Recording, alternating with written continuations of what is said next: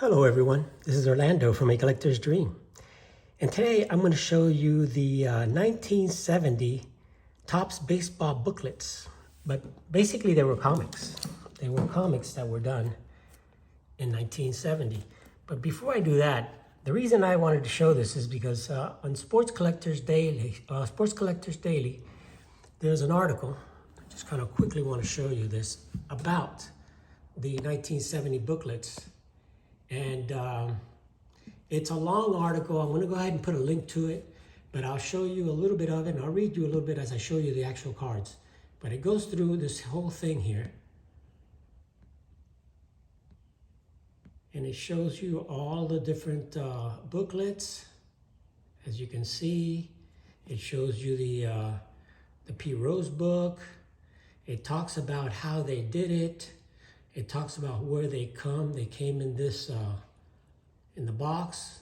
They were inserted in packs, but they were also in separate packs where you can get 3 in 1. They also were inserted into the O-Pee-Chee, but they're the exact same books.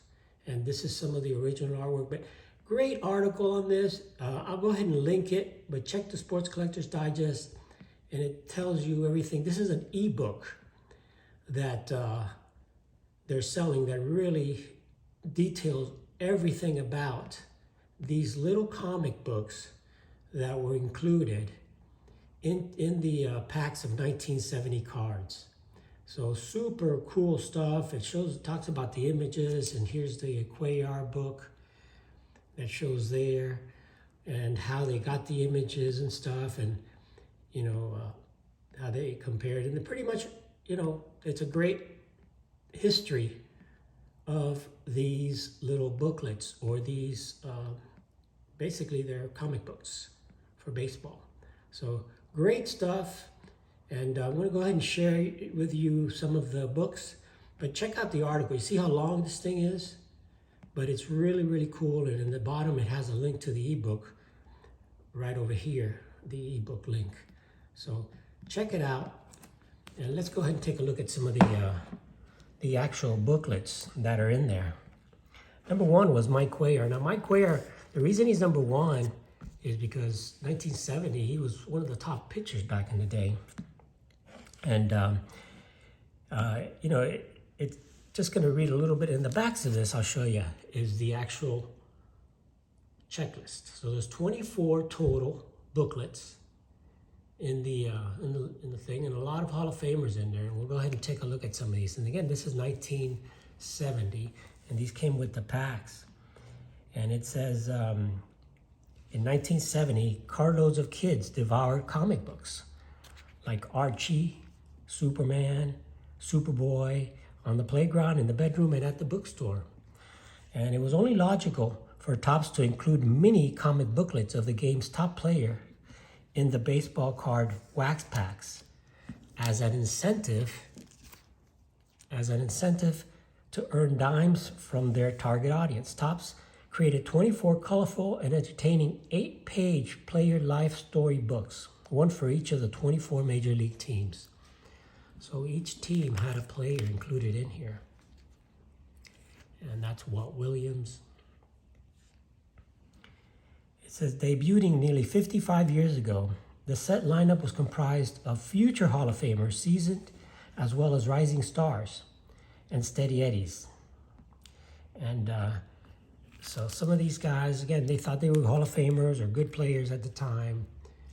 That's Vada Pinson. It says, beside the front cover featuring the player's name, floating headshot, and booklet number, and a back cover checklist, each 2.5 by 3.5 tabloid has 12 individual cartoon vignettes that follow this art pattern. One page with a full page cartoon. And, well, I'll open up some of the star ones so you can see. One page with a full page cartoon, 3 pages showing 2 cartoons, and 1 page featuring 3 cartoons. Here's Wally Bunker. Book number 7.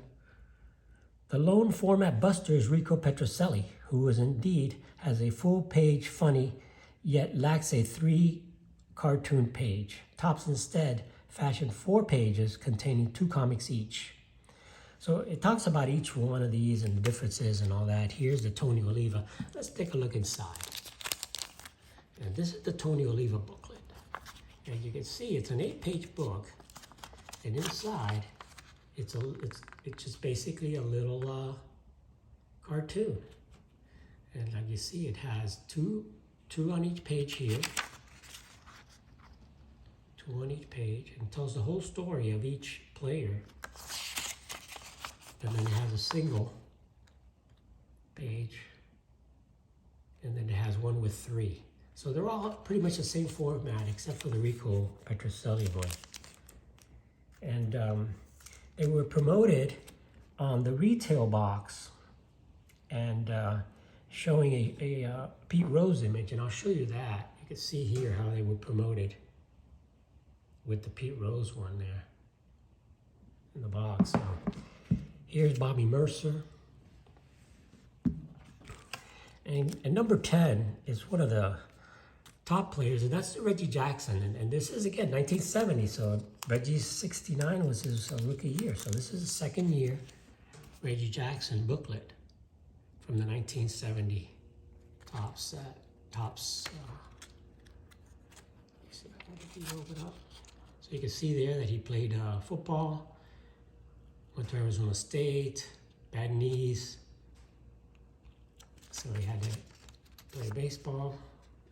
And there's the rest of this little booklet there. And, you know, it's just the whole story about the player. And now we get to the full page one here. Coming up in front here. Let's see if it's that. Yeah. Anyway, there's the full page for the Reggie. Each one has one full page, and the rest is 2, 2, 2, and then a 3 at the end. Or 3 in the middle, but that's pretty much it. So that's the Reggie book. And book number 10. Book number 11 is Tommy Harper. Then you got Mike Epstein. And, you know, the identical, says the identical booklets were also inserted into 71 O-Pee-Chee wax packs north of the border. And the O-Pee-Chee wax, you can see it here. And that's the O-Pee-Chee box, and that's that. And they issued actually all the way up to 71.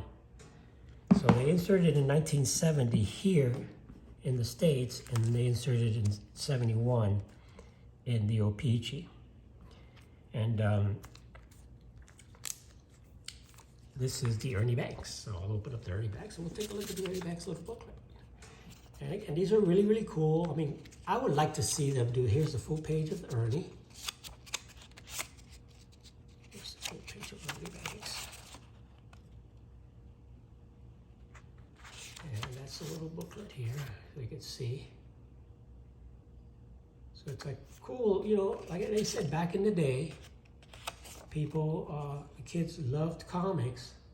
So they did a great idea to go ahead and add the comics into the baseball cards. And, you know, that's something cool. I mean, I could see them do something like that now. There's the Pete Rose booklet. And the Pete Rose, we'll go ahead and take a look inside. But I mean, that would be a cool idea to do that now. Inserting a little mini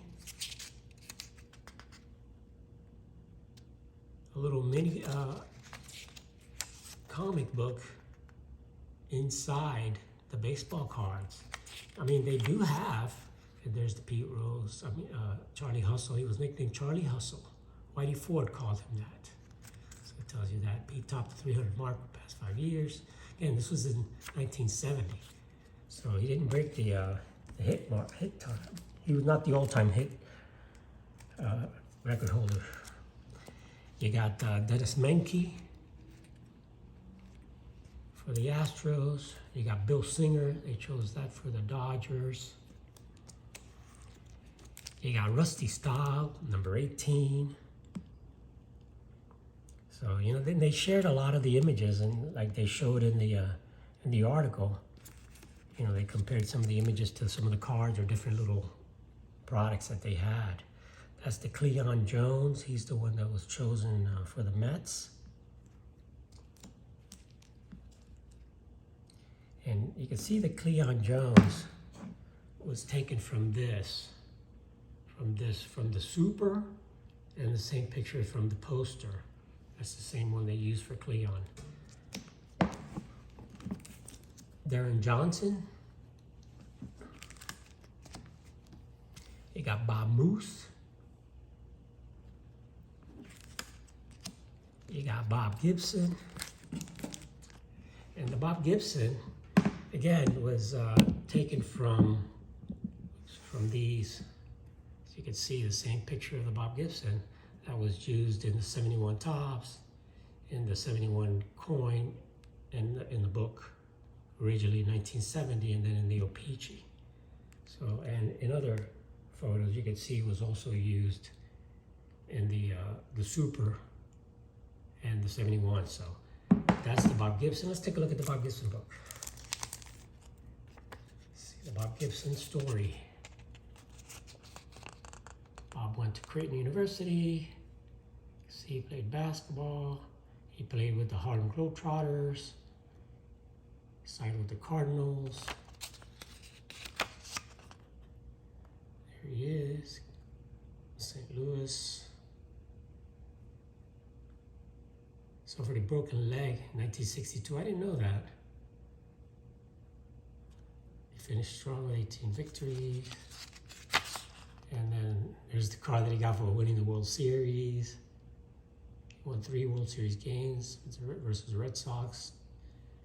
And just cool images, cool pictures of, oops, sorry about that, of the players and of Bob Gibson. And really tells you the whole story. There's Al Ferreira, card number 23. And the last card in the set is the Willie Mays, card number 24. And again, they used the Willie Mays image in a lot of other cards. But let's take a look at the Willie Mays book. So it's Willie Mays, book number 24. And this is his story. Willie played semi-pro ball with the Birmingham Black Barons when he was 15 years old. In 1951, his second year in pro ball, he had an outstanding .477 in Minneapolis. You can see him on the phone saying, "Bring me Mays." He was brought up to the Giants. He had 20 home runs as a rookie. It says, I was on deck when Bobby Thompson hit that homer and was voted National League Rookie of the Year. Just think, my first hit was a homer off of Warren Spahn.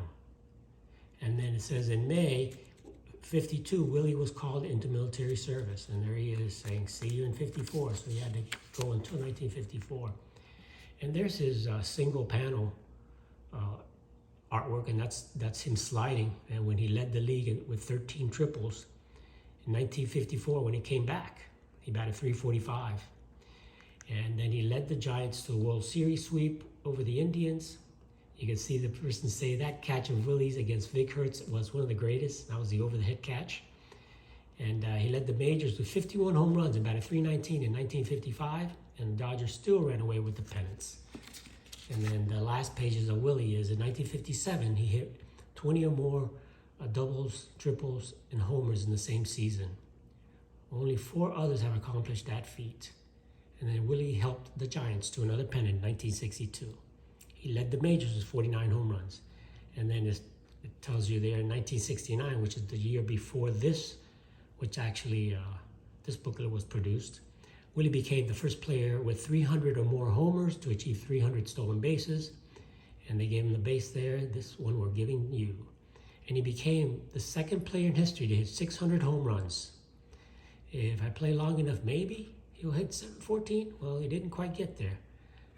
But that's the Willie Mays story, booklet number 24. So wanted to share those little books. I just thought it was cool when I saw that article.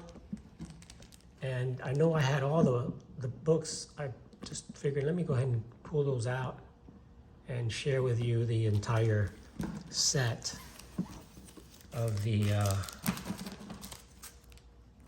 books, the entire set of the little booklets. So Anyway, guys, that's about it for today. Appreciate you guys watching.